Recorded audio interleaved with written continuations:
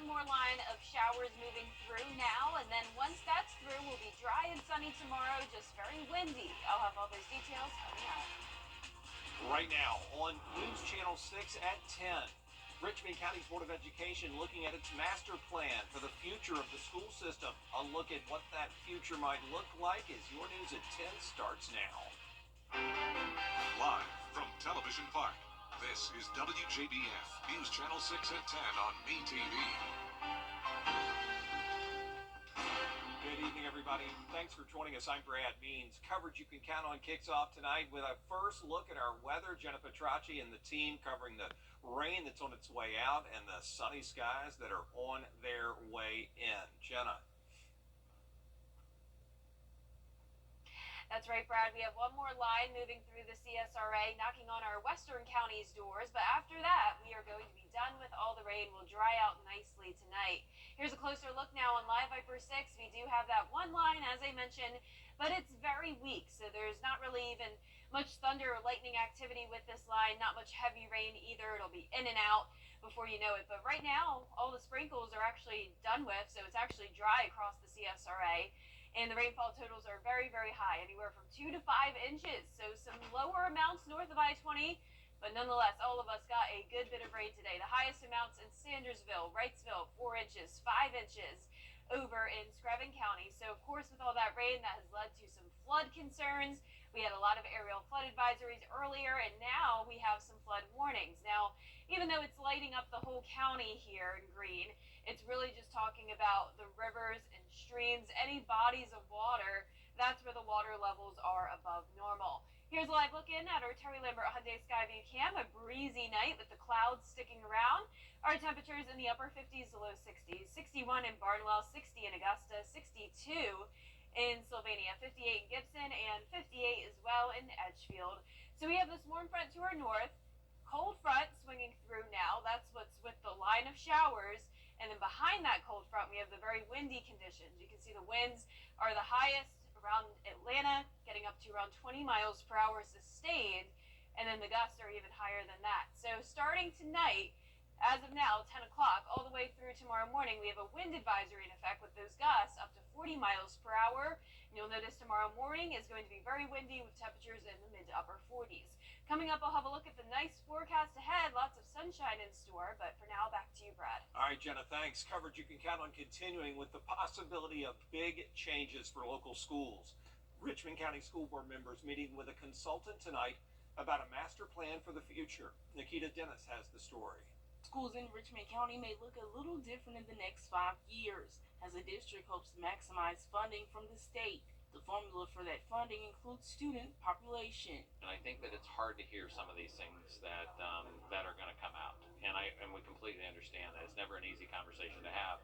But once they understand how funding in school works and they see that what their students could get from a program standpoint, not just a building standpoint, that we hope to build an understanding about why we have to move this direction. Consultants are recommending several options to make sure each school has the most students and the most funding possible. Some of these options would have a huge impact on school tradition and history in Richmond County. First and foremost, I want to make sure everybody knows this isn't next year. This is a 4 and 5 year plan down the road. Okay, so it's looking at where enrollment is in those areas. And so obviously we're going to have to look at less buildings in those areas.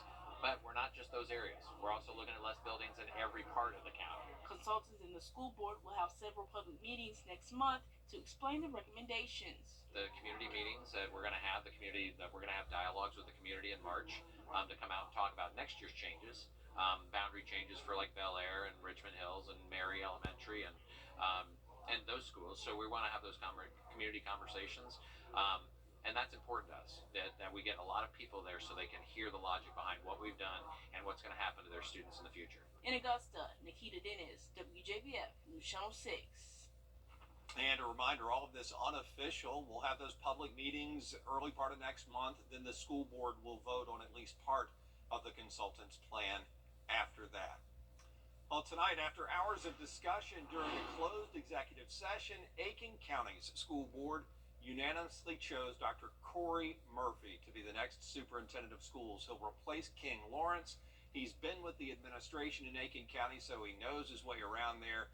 Dr. Corey Murphy, your new superintendent, Aiken County. He starts his 3-year term July 1st. And Augusta Road is going to be blocked for months and maybe forever. Last week, somebody hit that Olive Road overpass again, damage to the rail bridge.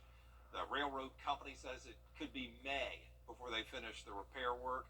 Augusta traffic engineers say while we're waiting for that, they're going to look at their options, including closing that part of Olive. Well, we're definitely going to watch and see how traffic behaves. It's not a real long detour. We're not talking like a half an hour, but the people that do live on the other side of the bridge, it's going to take them 5 to 10 minutes to go around the closure to get to their home. So we just want to see how the public behaves, whether it works okay, and we'll consider those things at a later time. Ossery says any final decision on closing Olive Road at that overpass is going to, of course, be up to the commission. More arrests after an incident at the Webster Detention Center in Augusta where Corporal Daniel DeVersa, Deputy Dentavion Jones, and retired Jail Lieutenant John Whitaker all face charges after a confrontation with unruly inmates back in May of 2022. DeVersa and Jones charged with battery in violation of oath. Whitaker facing the same charges plus an assault charge. 2 other deputies, Johnny Atkinson there and Austin Birch, arrested on Friday for the incident. Atkinson, Birch, DeVersa, and Jones have all been fired. 4 men remain in the Columbia County Jail after investigators say they tried to cash bad checks at a Grovetown gas station. The suspects are facing several charges now, including forgery and obstruction of a law enforcement officer. Investigators say a group of about 16 people showed up at the Lewiston Express Friday and tried to cash the fake checks. When the owner realized the checks weren't real, the suspects ran away. He ran after them with a gun. He shot at one of their cars. It hit him. He's okay. Deputies say the suspects are part of an organized crime ring based out of Houston. We've received bulletins from other agencies who have said that there is this type of scam going on where illegal immigrants are being used to cash fraudulent checks and then coming back to a main area to disperse that cash. So we believe this is one of those groups.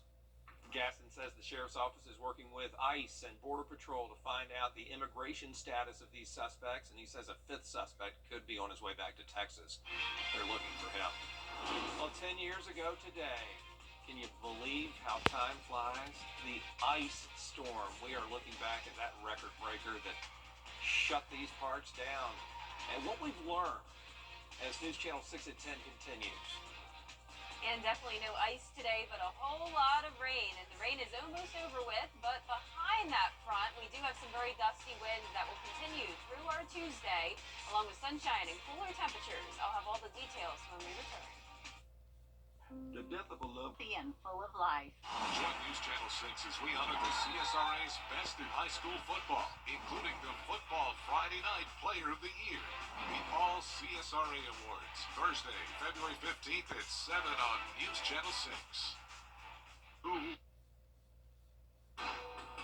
This is a WJBF Live Viper 6 alert. That's right, the alert day continues as we do have some flood warnings in place along with a wind advisory that will go until tomorrow morning. But right now across the CSRA, really not a drop of rain, but that's about to change as we do have 2 lines that are approaching our area. One of those lines knocking on the door of our western counties, and then another line that formed near Albany and then is skimming Emmanuel County. So luckily the worst of that staying to our south. And same with this one. It really fell apart a lot, not even seeing any lightning at this time. So this line really won't pack too much of a punch. Just some brief rain moving in, will be heavy for just about a minute, and then that's it. Rainfall total is very impressive today. Widespread, 2 to 4 inches, in some spots even making it to 5 inches. 4 inches though in Sandersville and Wrightsville, 5.1 in Screven County, and anywhere from say Burke County up to McCormick, very consistent around that 2.5 mark. So as I mentioned, we do have some flood warnings in place. This is not for the entire county, even though it does show the entire county covered in green. That is really just telling you that it's the rivers, the streams, the ponds that all have their water levels much higher from all this rain. So if you are by a area of water in any of these counties, just know that they could be above their normal level. It's also very damp outside still. Here's a live look at our Terry Lambert Hyundai Skyview cam over in Aiken. No rain at the time, just the cloudy skies persisting with a temperature of 60 degrees. Southwest winds of 11 miles per hour. That will certainly increase here soon. And around the CSRA, anywhere from around 58 in Washington down to 62 in Sylvania and everyone else right in between. So we had this warm front come through first. That's what brought us all the widespread heavy rain. Now it's just that one single line coming through from the west along that cold front, and then behind the cold front is where we have the very gusty winds. So pretty light here now in the metro. We're at 12 miles per hour in Augusta, but other spots still only around 5. But it's out to the west, anywhere from Atlanta down to Macon, where those winds are sustained up to 20 miles per hour, and the gusts as high as 40 miles per hour. So that's what's going to be the case for us here soon. We have a wind advisory from now all the way through 7 a.m. on Tuesday. So when you're headed out the door tomorrow morning, just prepare for those winds. But you don't have to worry about any rain. And the temperatures won't be too cold tomorrow. We'll be in the upper 40s, and then we'll warm up into the upper 50s. Now let's jump ahead to Valentine's Day. It'll be a lovely day, plenty of sunshine, starting out cold, and then warming up to 63. So we're going to have some pretty cold mornings ahead. 45, as I mentioned, tomorrow, but then down to those 30s, back to the mid-40s over the weekend, but then cold again next week. As for the rain, not a whole lot of it, only a 30% chance as we go into the weekend, but other than that, we'll be dry. Here's that system moving out towards the west, the windy conditions behind it for Tuesday. High pressure taking back over, though, and not a cloud in sight all through Wednesday, and then eventually some more clouds by Friday. Here's those wind gusts going up to around 30, possibly 40 miles per hour overnight tonight. Here's 5 a.m., and then by 8 a.m., they'll start to settle down. Still coming in pretty strong, though, from the west. It really won't be until tomorrow afternoon where they'll really become much lighter. Now, back to tonight, though, our low temperatures are going to be in the mid to upper 40s, and our 10-day forecast, if I can get to it, looks like my clicker just died, so let me just get over to the computer real quick to show you that 10-day forecast. We are going to have sunny and dry conditions over the next couple of days, and it looks like it's not working on here either, but as I mentioned earlier, we will have our next chance of rain on Saturday. Back to you, Brad. It's no match for what was going on outside 10 years ago today, February 12th, 2014, that major ice storm. It crippled this area. We'll never forget it. I had just started working at Bilo, and I was on the night shift, and all the power was out. I stayed in South Augusta, and Bilo was the only place that had power, so I actually wanted to go to work. And a couple of days after that ice storm, we had a magnitude 4.1 earthquake hit us. It was centered in Edgefield County, and I promise you we could feel it here in Augusta. Still ahead. I look back at the sights and sounds of the Super Bowl. The party's still going on in Las Vegas. Stay with us.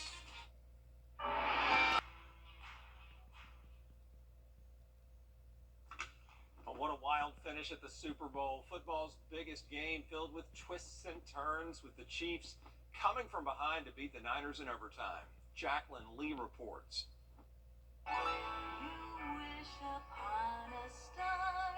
A fairy tale season capped by a fairy tale game. We're going to Disneyland! The Kansas City Chiefs winning back-to-back Super Bowls, the first team to repeat in nearly 2 decades. Chiefs quarterback Patrick Mahomes throwing the game-winning touchdown in overtime to Mecole Hardman, securing a 25-22 win over the San Francisco 49ers. Mahomes swings it. It's there! Hardman!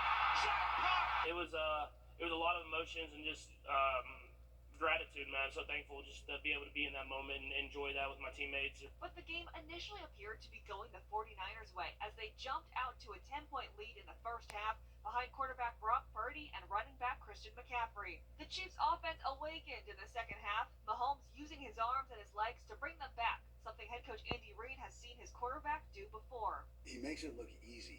He's out there playing like he's playing in the backyard, like it's nothing. During the halftime show, Usher reigning supreme, packing 30 years of hits into a 13-minute performance.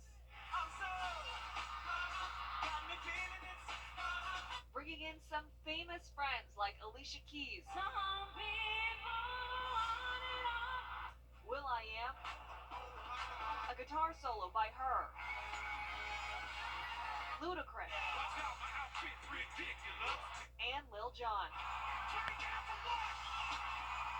And once the Chiefs secured victory, Kelsey celebrating with their most famous fan, Taylor Swift.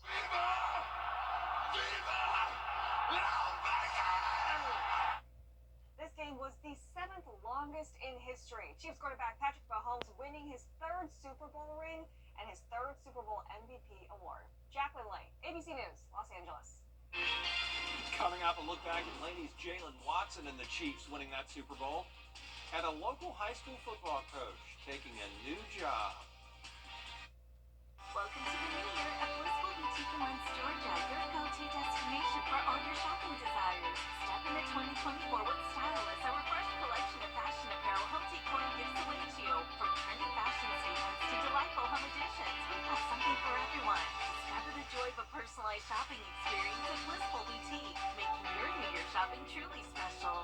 Visit us in person or online to start your blissful experience today. Come see what's waiting behind the pink door for you at Blissful Boutique. I don't have time to keep my books. I'm a cosmetic. And last but not least, tonight, a school's alma mater is intended to show pride in the school, but a lot of students don't even know the words to their school song. That's right. Kim Vickers introduces us to one student at Midland Valley High School who's trying to change that. Every morning when school begins, the Midland Valley High School alma mater plays through the halls. It's Midland Valley High School Principal Sheldon Higginbottom's goal to foster as much school spirit and pride as he can while he's there. He tells me he thought that having an alma mater that students can relate to is part of that. And you know how it is at the end of graduation, we play our alma mater, and I look around and nobody's singing it, and I start thinking of ways to make it popular. Higginbottom approached Francesca Mackey, the school's media technology teacher, about updating the school's alma mater in a way that would get kids excited about it and wanting to sing it. And so it wasn't actually the lyrics of the alma mater originally. I had written just a Midland Valley song to play on the scoreboard. In 2023, Higginbottom told Mackey he wanted a rap version of the alma mater. Mackey blended her song with the alma mater and set it to a beat, but wasn't quite happy with it. Both Higginbottom and Mackey thought that senior Omarion Jordan was the perfect candidate for the job. And just the joy on his face, the smile, he's got just a great personality that people just like to be around. And when I saw him with that smile and I started thinking about it, I was like, that's my guy. Jordan says that he was flattered that they thought he could do it and set out to do the best he could do. So I had put it inside my headphones. I'm like, okay, I'm just listening to it over and over and over. Like constantly listening to the beat, I'm trying to find a flow. And it's just like, I can't. So it's just like, I'm like, okay, let me listen to how she did it first and just basically say how she's saying it, but add my own style to it. And that's exactly what I did. Mackey says the day after she gave Jordan the task of updating the song, he had it done. And I was not expecting him to have it that fast. He took it home and he just really transformed the demo that I gave him because my beat was a little different. So, and he made it sound like the kind of rap lyrics that we listen to today. The song has taken off like wildfire in the school. There's even a dance to go with it.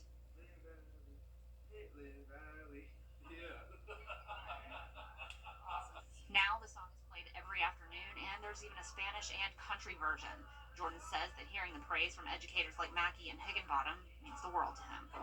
It was like I was lost for words when I heard that because I was like, I never had anybody like that's older than me tell me stuff like that beside my family. So it's like for another adult that's way older than me to tell me something like that, it made me feel proud of myself, like I'm doing something good.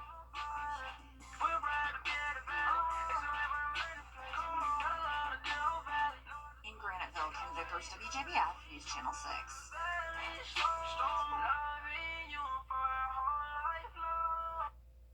What a great job by that young man and everybody there at Midland Valley. Watch that full video, won't you? I'm going to. Yeah, you gotta go check it out, man. Great beat. Yeah, and so cool that they have a country version and a Spanish version too. Yeah, it really is. They covered all the bases. Impressive. Well, for our forecast this week, we are back to sunshine tomorrow. We'll be very windy tonight, though, and know that those winds could cause some power outages and trees down. The grounds are very wet because of all that rain we had today. We had around 2 to 5 inches. No rain, though, over the next few days. Just some cooler temperatures in the 60s with sunshine. Back to some clouds on Friday and Saturday with a few showers early Saturday morning. Then next week, sunny and dry again. All right, Jenna, thanks. We're back at the top of the hour on News Channel 6 at 11. And Hogan's Heroes is next here on WTV.